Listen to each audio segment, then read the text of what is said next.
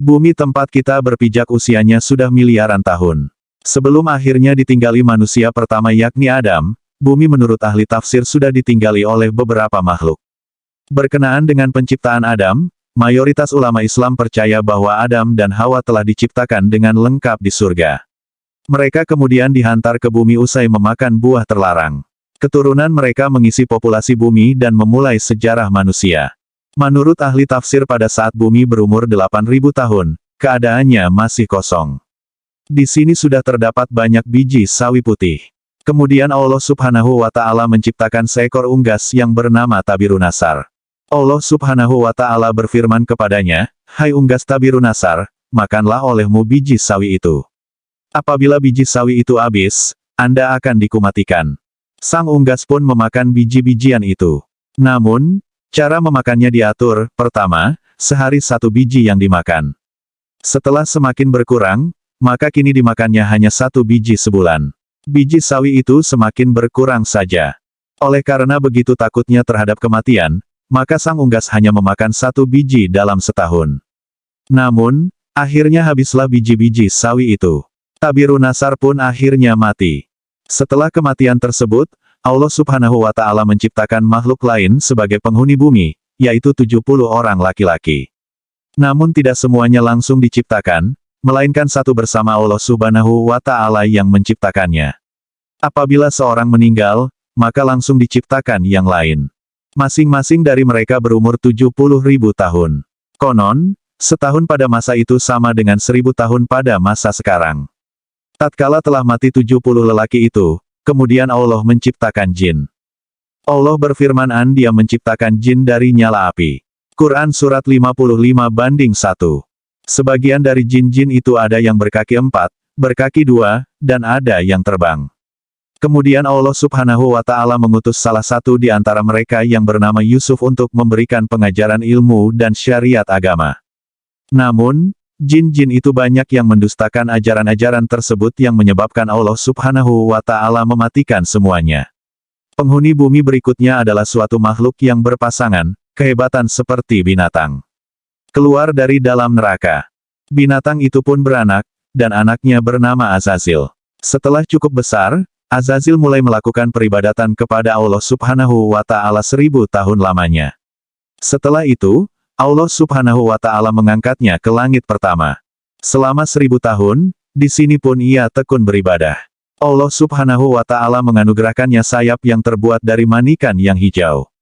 Dengan izinnya maka terbanglah ia ke langit kedua. 1000 tahun lamanya pula ia beribadah. Demikianlah, pada tiap-tiap lapisan langit ia beribadah selama 1000 tahun lamanya, hingga ke lapisan langit ketujuh. Sementara itu, di bumi saat itu sudah ada penghuni lainnya, yaitu dari bangsa jin yang bernama Jana, 70.000 tahun lamanya hingga lahir anak cucunya. Kata ahli tafsir yang lain, 18.000 tahun mendiami bumi yang kemudian menjadi sombong dan kufur. Allah Subhanahu wa Ta'ala pun mematikan Jana. Sebagai gantinya yang bernama Banunal Janah. Ia mendiami bumi selama 18.000 tahun lamanya. Ia juga dimatikan oleh Allah Subhanahu wa Ta'ala. Sementara itu, di atas langit sana, Azazil bersama para malaikat masih khusyuk beribadah. Azazil menjadi penghulu para malaikat selama 7.000 tahun lamanya dalam beribadah. Hingga pada suatu waktu, Azazil mengajukan suatu permohonan kepada Allah Subhanahu wa Ta'ala, katanya, "Ya Tuhanku, 7.000 tahun hamba-Mu ini kebaikan padamu dalam 7 lapis langit ini. Jikalau dianugerahkan oleh-Mu, hamba-Mu mohon hendak turun ke bawah ke langit 6, berbuat kebaikan kepadamu.